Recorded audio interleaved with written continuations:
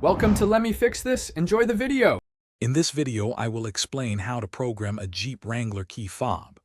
First, gather all your key fobs, both old and new, to ensure they are all programmed simultaneously.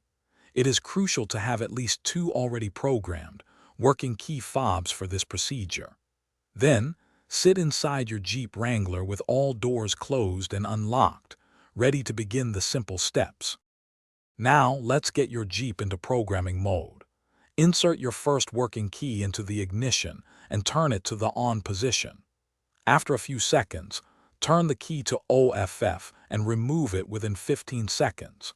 Immediately, insert your second working key into the ignition and turn it to the on position within 15 seconds of removing the first key. After about 10 seconds with the second key in on, your vehicle will chime, signaling it's in programming mode. Now, turn the second working key to OFF and remove it.